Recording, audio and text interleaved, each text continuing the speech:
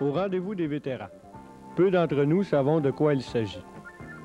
Certes, nous pouvons envisager qu'il s'agit d'un lieu où d'anciens combattants se réunissent pour échanger entre eux. Mais il y a plus que cela, et c'est ce que nous allons découvrir ensemble, en compagnie de différents responsables de différents comités.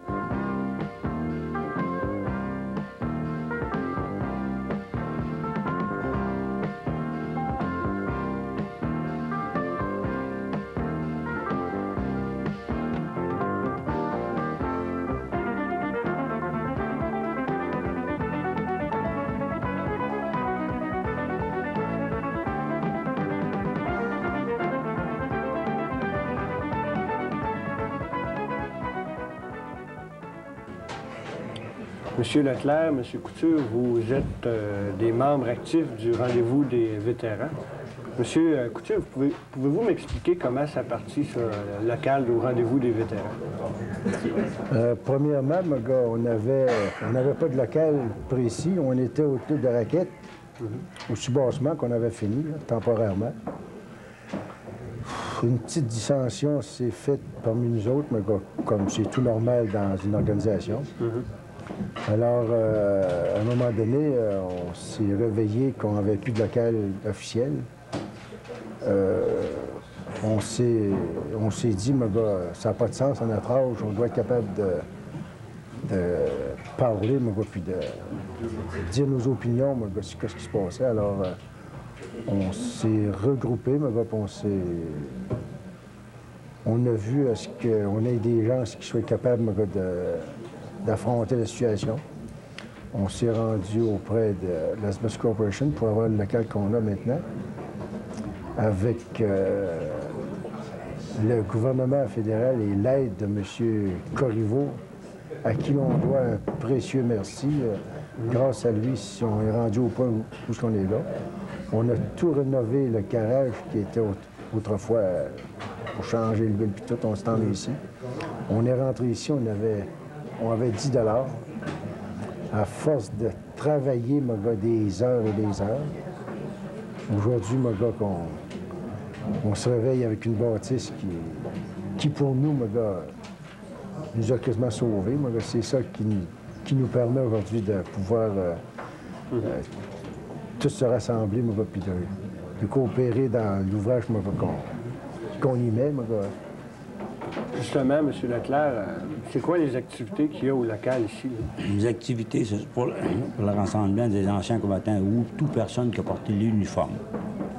Il n'y a pas d'exception, chez les vétérans ou non. Les activités, nous avons les soupers, nous jouons aux cartes, le pool, la télévision, nous avons le stéréo, et on fait des voyages de temps en autre. Les femmes sont admises parce que c'est le seul club dans la région que les femmes, en général, qui sont admises, parce qu'il y a plusieurs clubs, les femmes ne sont pas admises. Ici, ils sont admis parce qu'ici, le travail qui se fait, c'est dans le rendez-vous des vétérans, c'est 75 % c'est grâce aux femmes. Si le rendez-vous des vétérans va très bien, c'est la marche qu'on voit à l'heure actuelle. Moi, j'aimerais ça qu'on parle peut-être un peu de votre expérience à la guerre, ou vous en disiez un mot. Est-ce que vous avez traversé en Europe? Moi, j'étais en Europe, j'étais en Angleterre 3 ans.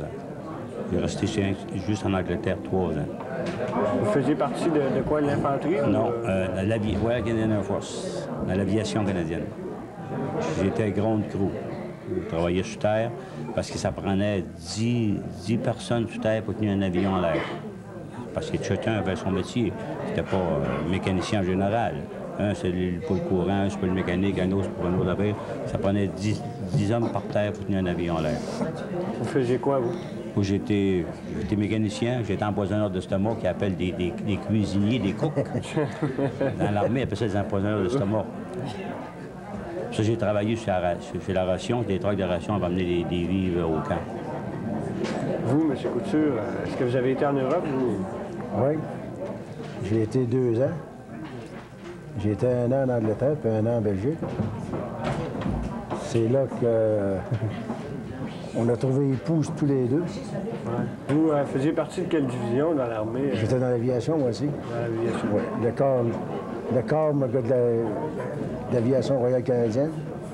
J'étais, quand je me suis enrôlé, j'étais Wireless Air Gunner, qui appelle le Morse, là. Ouais, ouais, ouais. Puis assis dans l'avion en arrière, tirer de la mitrailleuse. Mais comme en 40, 41, on ne parlait pas anglais beaucoup. Il fallait suivre nos cours. Puis avant qu'on soit rendu, au stage, de prendre les avions, ben, la guerre a fini. Puis, on était sur Terre. On entendait qu'on ne parlait pas anglais dans ce temps-là. Hein. C'est rare, ceux qui parlaient couramment anglais comme aujourd'hui. Hein. Ça fait que... En terminant, M. Leclerc, vous êtes président là, du local ici, là, du rendez-vous des vétérans. Est-ce que vous avez un message à laisser aux gens? J'aurais un message à laisser à tous les vétérans et toutes personnes qui ont porté l'uniforme, qui veulent nous faire partie au rendez-vous des vétérans, de venir à 420 rue Saint-Alphonse. Ça va nous faire très bien plaisir de recevoir. Bon, est-ce qu'il y a des heures d'ouverture spéciales là, du local ici? Des heures spéciales, on n'en a pas. C'est parce que la majorité, sur le lot des vétérans qu'on est ici, on est à peu près dans la région de Thetford, dans l'île du Rallye, on est 10 qui travaillent.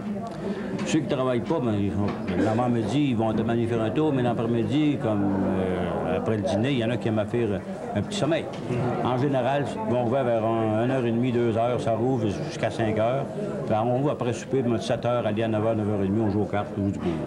On a souvent l'idée ou le préjugé que les anciens combattants ou des soldats, ça prend un coup, puis un coup solide. Les anciens combattants, ça prend-tu un coup solide au local ou comment ça se passe? Premièrement, la vie militaire, la vie civile, c'est deux affaires différentes. La vie militaire, tu te fous de tout. Tu es habillé, tu es nourri, tu es logé, tu peux prendre un coup, ça ne te dérange pas. Tu es malade, tu es payé le lendemain, comment tu es... Tandis que la vie civile, c'est pas tout à fait pareil. Puis durant l'armée, dans l'armée, c'est que tu as à faire pour tes loisirs. Si tu ne fais pas de sport, c'est que c'est la cantine. La cantine, c'est la boisson, un point, c'est tout. C'est pour ça qu'on a été renommé pour des bons ivrognes, un bon Canadien français. Après ça, on a déjà eu une autre légion. Elle a tombé, c'est pour la raison de ça. C'est parce que ça prenait trop un coup, puis il y avait trop de nuits il y avait des membres associés qui avaient vraiment porté l'uniforme. Là, ça a fait un tirage. Là, on s'est réveillé un bon matin, on n'avait plus de légion, on était dehors dans le chemin. Aujourd'hui, on peut dire que toute formine, que les vétérans, c'est pas des Soulons, c'est des gars comme les autres, passables partout. On sait vivre autant que les autres.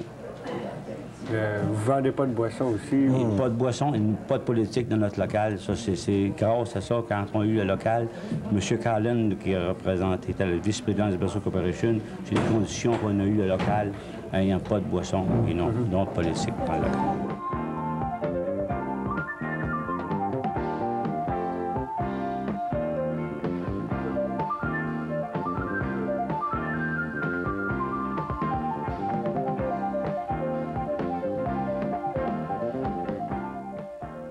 Monsieur Landry, Monsieur Dussault, vous faites partie de la Légion canadienne.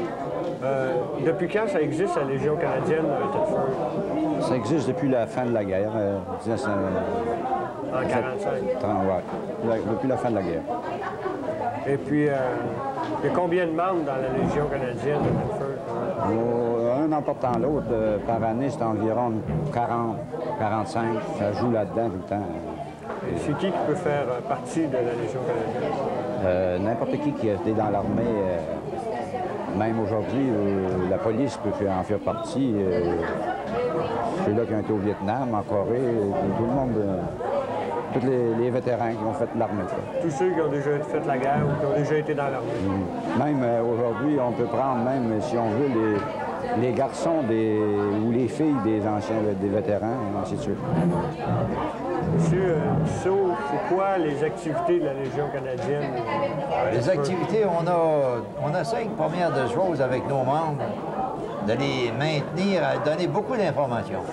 Le but principal, c'est l'information. Parce que nos membres ont besoin de ça.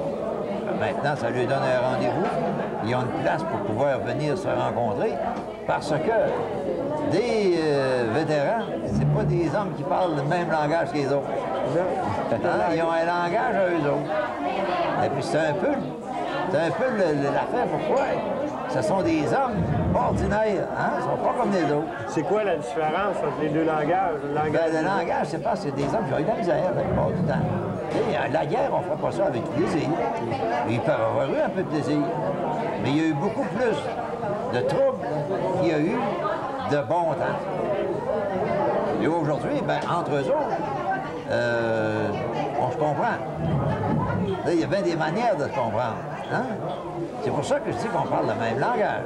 Hein? Enfin, Vous parliez tantôt d'informer les membres ou les anciens combattants ou oui, sur les affaires qu'ils ont droit. Prenons par exemple, assez souvent, un ancien combattant a droit à avoir, au point de vue monétaire, au point de vue de services, de soins, de toutes sortes d'affaires qu'en réalité, c'est en loi, hein, c'est des lois. Donc, il y a droit à ça. droits des pensions. Et puis, chaud, c'est d'aucune pension. Pas tout à fait des pensions. Ça, ceux qui ont droit à des pensions, ils sont au courant de l'affaire. C'est ceux qui ont droit à des allocations. L'allocation n'est pas tout à fait la même chose. À un certain âge, dépassé 60 ans, par exemple, beaucoup de vétérans ont droit à avoir des allocations. Ils ont droit à les avoir. Donc, quand ils sont au courant de l'affaire, ils peuvent réclamer leurs dû. Ça a des dus, ils ont droit. Mais pour ça, il faut que ça soit avec les vétérans eux-mêmes. On ne peut pas faire ces rendez-vous-là sans que ça soit entre nous autres. D'après vous, est-ce qu'il y a beaucoup de vétérans qui ne sont pas au courant là, dans la région de Oui, il y en a droit? beaucoup. Il y en a beaucoup. Il y en a beaucoup qui ne veulent pas venir à nos assemblées, puis tout ça, parce qu'on invite, en fin de compte, généralement tout le monde. Mais quand ils ne veulent pas venir, on ne peut pas aller chercher chez eux. Puis bien souvent, ils perdent des droits. Des droits qu'ils devraient avoir, qu'ils ne prennent pas. Ils sont pas au courant. Ils sont pas au courant. OK, à part d'informer là, les membres, là, les anciens combattants, c'est quoi d'autre que vous faites? Oui, bien ça, on leur donne des loisirs tels que des parties de cartes, des parties de sucre, des parties des rencontres un peu partout, de toutes sortes d'affaires, des voyages. On fait faire un voyage à tous les ans. Quand on peut se ramasser assez d'argent pour pouvoir. Il y a des ventes de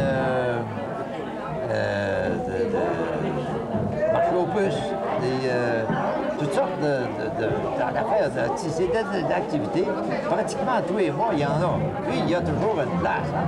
Une place ici, un rendez-vous pour pouvoir tous se rencontrer. Parce que ça, c'est ouvert tous les jours. Vous avez fait la guerre, la dernière guerre, la 39-45. Est-ce que vous avez été en Europe, vous, M. Landry? Oui. Vous faisiez partie de quelle catégorie, là, quelle section? Faisait partie du génie des ingénieurs canadiens. Vous faisiez quoi, votre rôle? Là? Notre rôle, on a plusieurs rôles. Il faut suivre premièrement le même entraînement qu'un infanterie pour apprendre à se défendre parmi d'autres mêmes. Ensuite, bien, vous avez la construction des ponts, construction d'aéroports, la construction de camps pour recevoir les autres soldats qui arrivaient après nous autres, puis construction de chemin, construction de plein de choses. Ensuite, au front, bien, enlever des mines, planter des mines, faire sauter des ponts, toutes sortes de choses comme ça. Vous, M. Dussault, c'était dans quelle section de l'armée que vous étiez? Dans le même bataillon. Dans le même bataillon, parce qu'on est parti avec des ingénieurs. Moi, j'étais un sergent. J'ai traversé sergent. J'ai été 5 ans et demi de l'autre bord. Et puis, quand on est revenu, ben, on a fait toute la campagne de la Normandie. Et tout ça, c'était tout un temps. Hein? Est-ce que vous étiez marié à l'époque? Non, j'étais un garçon. C'est la raison pourquoi je pouvais être aussi longtemps là-bas. J'ai été 6 ans parti. Hein? Puis, si je me suis marié en revenant. Si c'était à recommencer, est-ce que vous vous enrôliez encore dans l'armée? La même chose, parce que dans ce temps-là, c'était la vie qui était là. Hein? Parce qu'après la crise, là, on commençait à travailler. Il n'y avait pas de salaire. Et puis, on s'en allait dans l'armée. Tu sais, c'était pas parce qu'on était plus, comment je dirais bien ça, patriote. Hein? C'était pas l'histoire d'être patriote. On s'en allait là parce que ça faisait l'autre affaire. On était jeunes. On y aurait été pareil. Bon, si on n'avait pas été volontaire, on y aurait été conscrit. En fin de compte, après la crise, vous n'aviez pas le choix. On n'avait pas le choix, il n'y a pas d'ouvrage. Puis l'armée était aussi bonne que n'importe où ailleurs.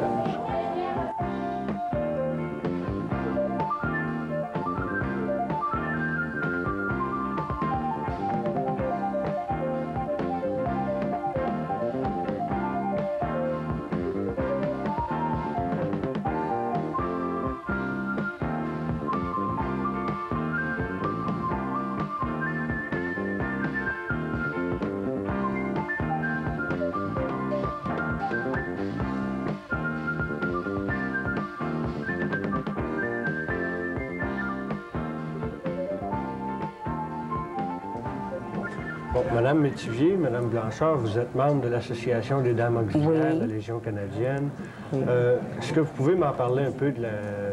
Vous, Madame Métivier, est-ce que vous pouvez me dire quand est-ce que ça a parti? La partie, comme je vous ai dit, là, dans le 8 de décembre 1914, ça, c'était le but parce que nos maris, c'était tous des anciens combattants, puis il y avait une filiale par ici, ça fait qu'alors, de là, comme j'ai décidé de la fonder. C'est vous qui êtes la fondatrice? Oui, c'est moi la fondatrice. Puis c'était quand, vous avez dit? Le 8 de décembre 1974. OK. Et puis quand vous avez fondé ça, c'est dans quel but que vous avez fondé? Dans le but pour qu'il y ait des dames auxiliaires ici, venir en aide aux anciens combattants, puis pour les aider pour tenir le local en même temps. Comment vous aviez entendu parler que ça existait des associations de dames Mais auxiliaires? si je savais qu'il y en avait automatiquement parce qu'il y avait des vétérans. Mais l'Association des dames auxiliaires, vous en avez entendu parler? Oui, je l'ai entendu parler parce que j'ai demeuré en Ontario, puis j'avais débuté dans l'Ontario. C'est pour ça. Vous aviez déjà fait partie de... Oui, des dames, c'était à la branche 420. Puis la branche à Thetford, c'est 201. 201. Vous, Madame Blanchard, c'est quoi votre rôle dans l'Association des dames auxiliaires? Bien, actuellement, je suis présidente du groupe. Il y a combien de membres dans l'association? 37 à peu près. Entre 35 et 37. OK. Comment ça fonctionne, l'Association des dames auxiliaires? C'est quoi vous faites? Puis on se réunit une fois par mois pour de discuter de la façon qu'on peut établir différents programmes pour aider les vétérans. Aider la famille des vétérans aussi. OK. Ça se porte sur l'action que vous faites, c'est sur quoi? Sur l'aide aux vétérans. Bon. Est-ce que l'aide aux malades, aux vétérans blessés? Aux malades aussi. OK. Aux malades, visiter les malades dans les hôpitaux. OK. C'est qui peut faire partie de l'Association des dames auxiliaires? Bien, toutes les femmes de vétérans peuvent faire partie des dames auxiliaires. Moi, j'aimerais ça que vous m'expliquiez la différence entre les dames auxiliaires de la Légion canadienne et puis les dames auxiliaires qu'on entend parler, là, qui font du bénévolat à l'hôpital. Non, ça, c'est pas du tout la même chose. Bon, c'est quoi la différence? La différence, parce qu'on est toutes des épouses d'anciens combattants. Nous autres, c'est les dames auxiliaires de la Légion canadienne. C'est ça. Donc, votre aide, elle se porte seulement qu'aux vétérans? C'est bien qu'aux anciens vétérans, combattants. oui. Vos maris, vous, ils ont fait la guerre? Oui. Comment vous avez vécu ça à l'époque? Ben moi, j'étais pas mariée à l'époque. Vous n'étiez pas mariée Non, encore? j'étais pas mariée. C'était moi déjà m'épouse, moi. J'étais pas mariée à Vous l'époque. l'avez connu après la guerre? Je l'ai connu après la guerre quand il est venu, quand il est revenu à 46. Puis est-ce que vous en parlez souvent de la guerre entre Ben vous? pas tellement. Il n'a pas tellement à parler. Des choses qu'il va nous dire, mais des belles, des choses qu'il ne peuvent pas tout nous raconter. Vous, Mme Blanchard, est-ce que... La plupart des vétérans n'aiment pas en parler. Non? Non. Ils n'en parlent pas beaucoup. Non, ils vont en parler en groupe, entre eux autres. Est-ce que vous étiez marié avec votre mari à l'époque Non. qui était à la guerre? Non. Vous l'avez rencontré après, vous aussi? Bon, vous avez différents thèmes à chaque année sur lesquels vous basez vos activités, vos rencontres. Cette année, c'est quoi le thème? Cette année, moi, j'avais mis le thème sur l'amitié entre les membres, puis l'entraide, comme c'était obligatoire. C'est notre première raison, c'est de s'entraider puis d'aider surtout les autres. Lorsqu'il y a un décès dans les vétérans aussi, on aide beaucoup. C'est une des choses principales, c'est l'aide surtout lors des décès. Puis à l'armistice. La plus grosse coopération, c'était l'armistice. Donc, les dames auxiliaires, ça l'aide beaucoup, ça l'entraide, ça aide à entraider les anciens combattants. Oui, oui. Et leur famille. malades, et leur famille. On aimerait dire si les jeunes, là, des filles des vétérans de 14, s'ils veulent bien, ça rejoignent à nous, ils vont très bien. Ça va être belle, ça va être une bonne chose pour nous autres aussi, puis ils vont être très bien reçus par nous autres.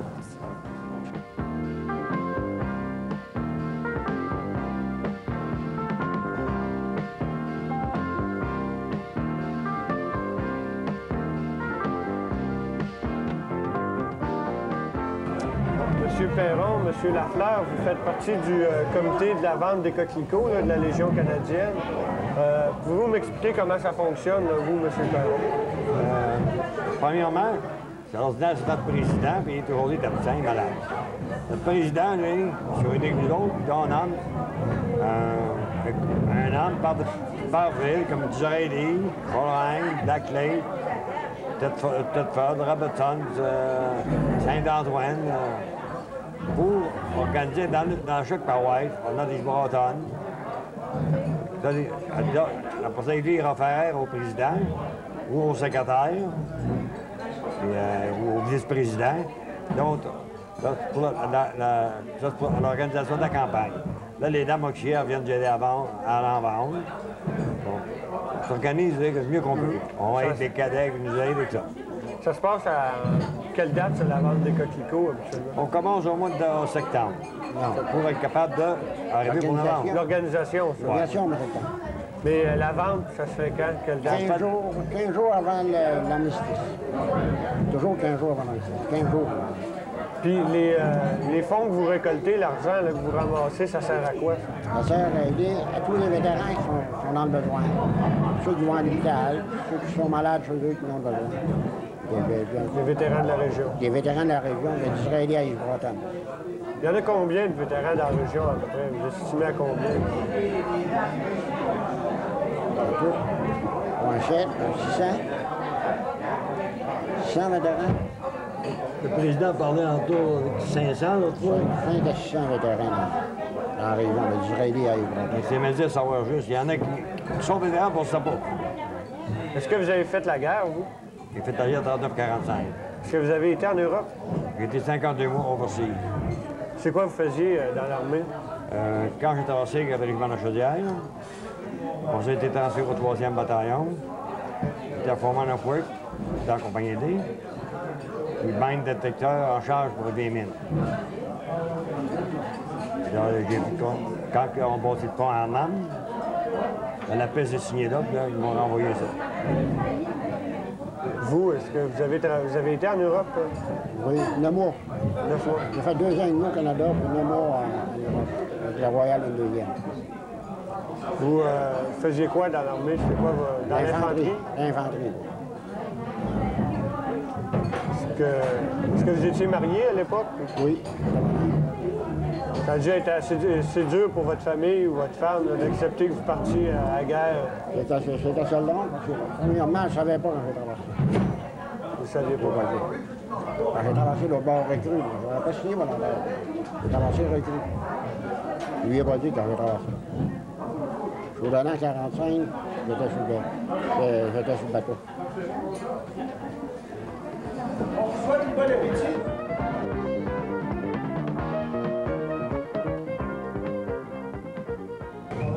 OK. Monsieur Fournier, Monsieur Paquette, vous êtes des anciens combattants, puis vous venez souvent au local, au rendez-vous des vétérans. Vous, Monsieur Fournier, pourquoi vous venez ici? C'est surtout pour rencontrer des anciens camarades, des anciens enrôlés qui savent faire des nouvelles connaissances et puis discuter des choses des petits événements qui sont passés durant la guerre.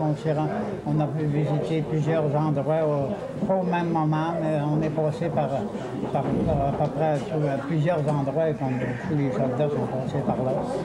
Et puis, ça m'a permis de faire d'autres connaissances. Même si on venait du même endroit, on ne s'était pas connus là-bas. On se reconnaît ici, on rencontre les gens de notre région. Vous, M. Paquet, pourquoi vous venez ici? Alors, c'est pas mal pour ça, pas mal pour la même cause et tout. Hein. Ça nous fait une place pour se rencontrer, puis se divertir, puis toutes ces affaires-là. Comme il dit, M. Fournier, on s'est enrôlés quasiment tout ensemble, mais on s'est tous éparpillés. Hein. Et puis, on a été quasiment tous dans les mêmes pays, mais pas en même temps. Et puis là, bon, on se retrouve encore, puis là, on se compte toutes nos affaires. On l'a passé, on l'a vécu au bord, puis les affaires de même. Vous avez été en Europe combien de temps? On a été 5 ans. Vous faisiez quoi dans l'armée? Dans l'armée, on faisait des ponts, des pistes d'atterrissage, on bâtissait des camps, des chemins, toutes sortes de choses. J'étais dans les ingénieurs. Quel pays vous avez surtout visité? Les pays, c'était pas... Si on y visitait, on y visitait pas. Tout était à terre avant tout le temps. Il n'y avait pas grand-chose à voir comme dans la paix, par exemple. Parce que tout était écrasé, puis tout a fait de même. Il était à Londres, en Hollande, en Belgique, en France, ces pays-là. Les soldats canadiens en Europe, est-ce qu'ils étaient bien vus? Oui. Moi, j'ai vu ça, moi, en Angleterre surtout, en Hollande, en Belgique, puis en France. On était reçus sur la main. Dans les places que j'ai été.